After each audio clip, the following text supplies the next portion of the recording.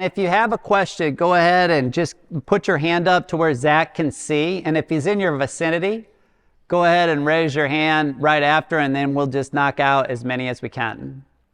What did you do when you had a team player that was resistant to your ideas? Dillon, you want to start there? Yeah, I'll start it. Funny enough, my teammate, I'm actually getting dinner with him tonight. His name's Trayshawn Holden. But what did Trayshawn do? Trayshawn's very resistant and sometimes his own worst enemy, but he's also the most loving guy. But he's a guy who, got caught in 4K, as we'd say now, spit on another player and got kicked out. And truly, you should have seen the hate that was directed at this player. When you see that and you see who he really is versus who he was in a bad moment and the misunderstanding that's being directed at him, how do you try and support a teammate that's going through that? I think the more time you spend with them, the more you can be around them and support them through a tough time in his career. I think that's where we kind of got closer to. Yeah, I mean, like what Dillon was saying, I think you have to get to know people personally, get to know what makes them, get to know their childhood. Everything is like a stem from your childhood. So seeing what people have been through, seeing what makes them go, why they react to certain things in a certain way, how you can best talk. I feel like you have to have a relationship with somebody to hold them accountable and to have those tough conversations. So to be able to build that relationship, challenge them, but also support them and find the medium balance between the two, I think provides a healthier recipe. And also too, you can't care about the response to things. If you lead with the right intention, if you try to hold them accountable to a great thing, a standard or a culture piece that you have, and they respond the wrong way, that has nothing to do with you.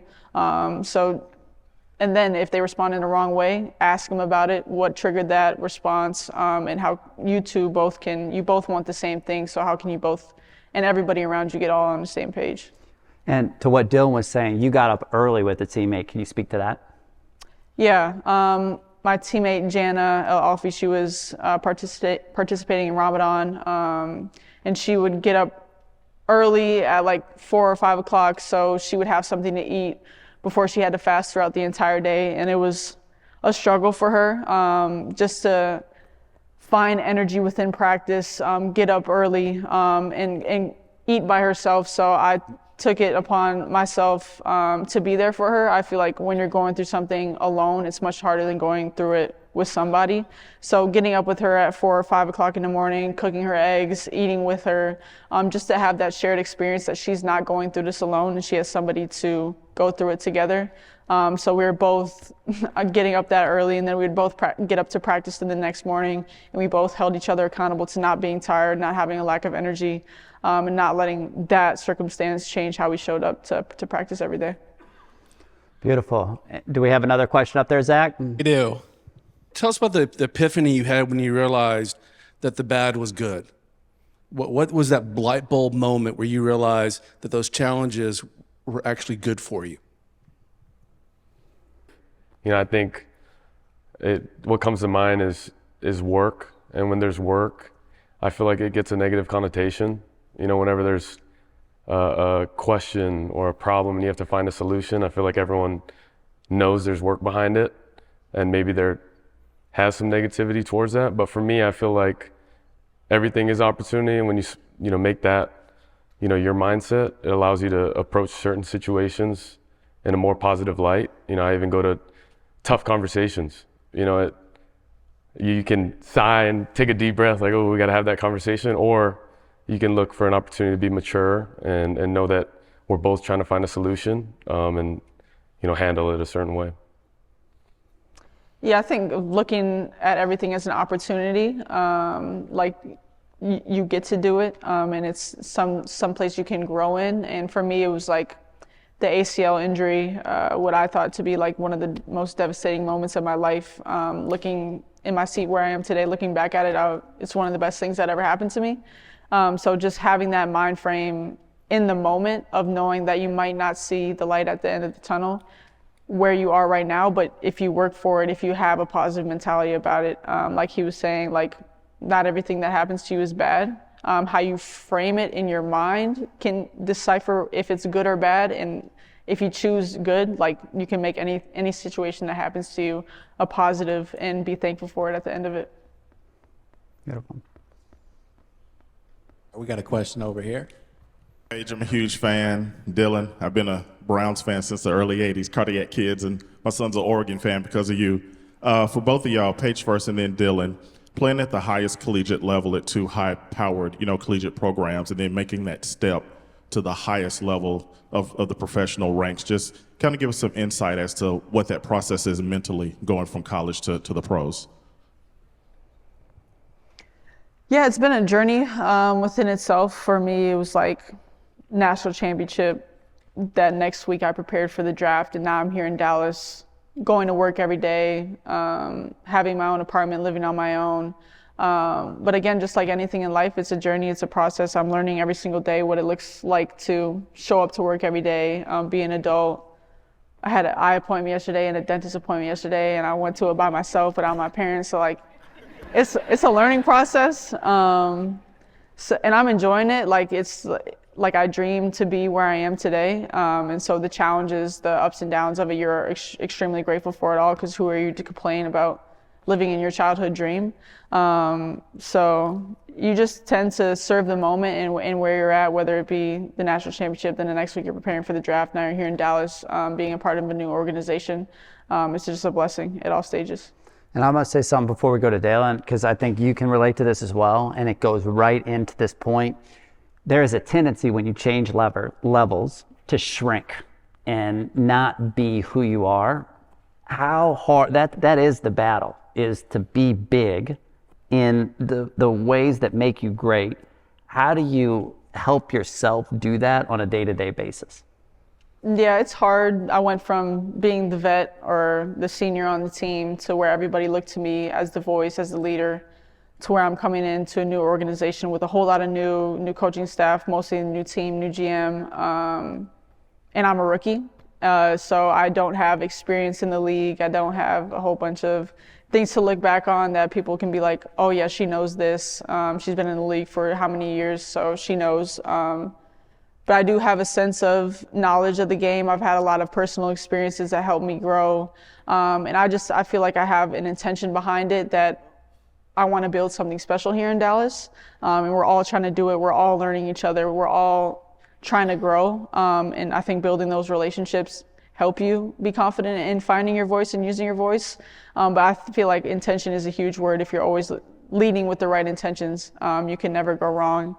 And that's what I try to do every single day, try to show up to work. When you're losing, it's not easy to smile every day you're going into work, but just to have a passion and a joy for what I do and try to make everybody's job around me easier and fun, and try to lead and use my voice and find it within this whole new rebuilding process.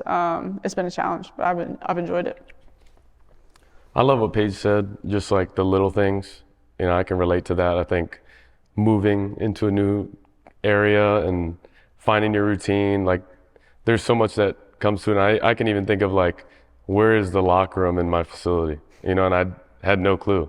But then when you got to go from the locker room to the training room to the field, what's the most efficient? So like little things like that totally can relate to, and it's something that's challenging. But I think what challenged me the most in the draft process was the unknown. And I remember kind of talking through it with Brett. It's like, when I went through the Senior Bowl and the stress that I created there for myself, it was a lot. And then I go to the Combine. I think after the Combine, I truly just, it was relieving, because I knew that it was just like, all I have to do is be myself, and I won't misalign myself to a team that may have this perception of who I am because I was just living in a moment and maybe not being myself. I think when I truly had that time, it really changed my whole draft process. I felt really freeing in, my pro day. And then even when I got drafted, it's like, wow, I'm aligned with the team because I was just who I was. But the challenges are real. There's better players. But as a competitor, you live for that. And I know the challenge will continue to get tougher. But as I figure, the NFL out and don't shrink, but, you know, be my true authentic self in a time that. Why is it easy to shrink? I think, like what Paige said, you know, you're the rookie, or you're the vet, and then you're the rookie within, you know, a second, a snap of a finger. But you have that time built in with a lot of people. And, you know, I had it with Oregon for that year, and you realize how much work was put in. Just for, at the snap of a finger, I'm, you know, trying to figure out everyone's name, you know, and it's tough, you know, to walk in there and, you know, demand a lot from, you know, your teammates, but also, you know, build that up. Can I say one thing about you that I think is hilarious? No. I want you to think about what he's saying. So what we did is he was learning the new system. He was trying to get his voice to where it was active and he could build trust. And he said, these are my challenges, X, Y, and Z. And all I did was played him a video of himself saying the exact same things at Oregon. And it's like Groundhog Day, but you've done it before. Thoughts? Yeah, it's refreshing, but it's also, you know, like, you know, you're doing it again, right? Starting over, and like, you think things have changed and it's a totally different situation, but I think when you watch that video, you're like, I literally played this before and have the opportunity to be even better in this next moment. So it's a daily challenge, not only through that day, but in certain moments that you can take advantage of, and it's something that I'm trying to work towards, and we'll start up this Friday. Joining a new organization, exciting, but then also appropriately scary, because everything that you've done has gotten you there, but everything you will do will keep you there. Who are your mentors, and what are they telling you as you work through this process?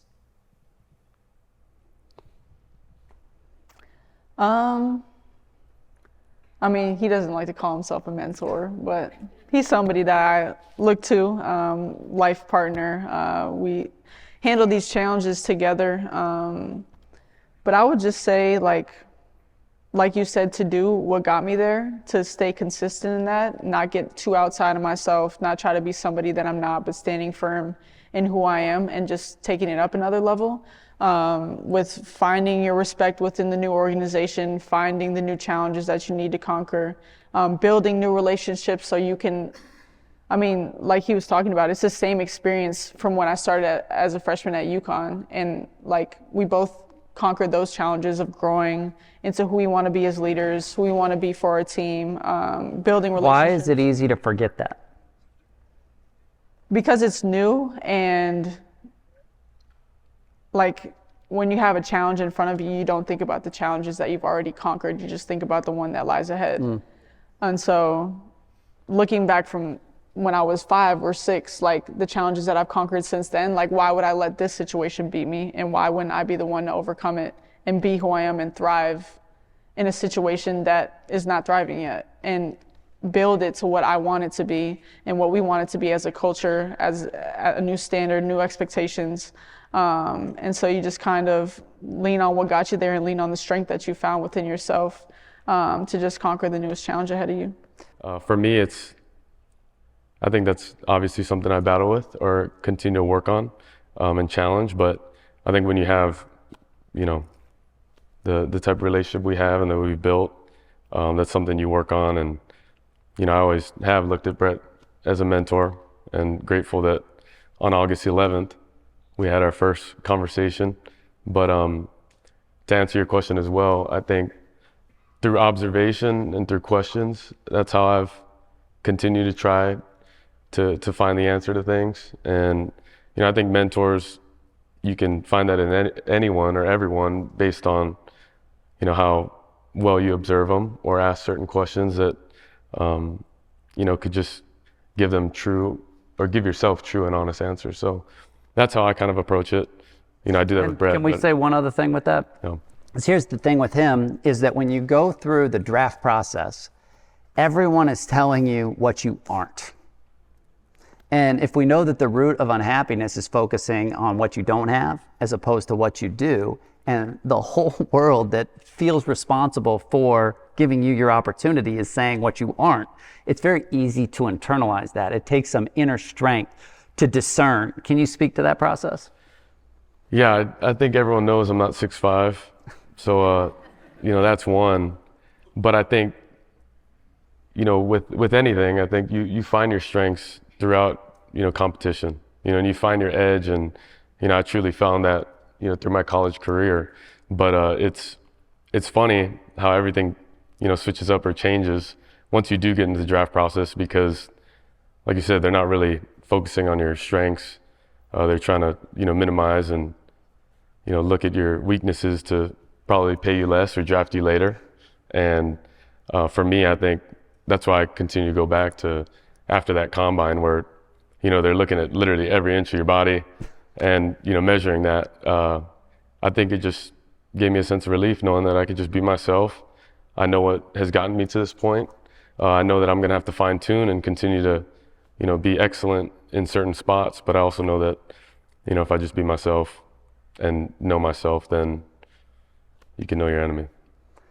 And that's the hardest thing as they transition is sometimes it's really easy because of those critical voices to think that being yourself isn't going to be enough, when really that is your competitive advantage if you can tap into that. We have time for one more question. How do you help young people to differentiate what noise you listen to and what noise you cancel out? Obviously, you don't want to listen to the outside noise. And I say that, Denzel Washington's the best who's, stated as he'd rather be, uninformed than misinformed. And I think you have to understand the entertainment side of things and let the entertainers entertain and let the competitors compete. And I think you would be shocked at the professional level how many people are entertainers versus winners. Because if you can prioritize winning, that is a massive competitive advantage at that level. How would you answer that question? Yeah, like Dillon was talking about, we are in the entertainment business, so there will be noise. It's just what you choose to intake. And I think it's people who have or who get nothing out of what they're telling you or what they're saying about you. I think those are the voices that you need to listen to. Like people in the media, they'll tweet something, they'll get retweets, they'll get likes, they'll get assuring comments, or people on SportsCenter or any media outlet, they'll get their speech clipped and it'll go viral on the internet. But if people are coming to you with information, with advice, with words of accountability or words of affirmation, like those are the people that don't need to do it for any sort of publicity. So people who come to you with the right intentions, who get nothing out of what they're telling you. And I always love the quote of don't take criticism from people you wouldn't take advice from.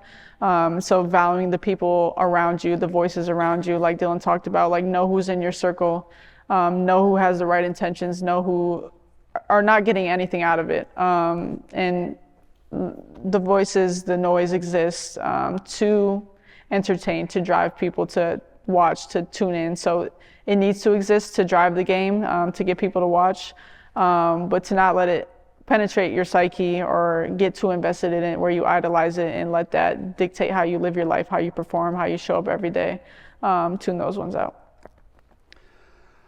I do my best work when I can fall in love with the person's story because I become a fan. And I have fell in love with both of their journeys, and it makes you want to invest so much. And I would challenge you all to follow their journey because the inner work that they're doing is so inspiring, and they will win the long game. Let's give it up for these two.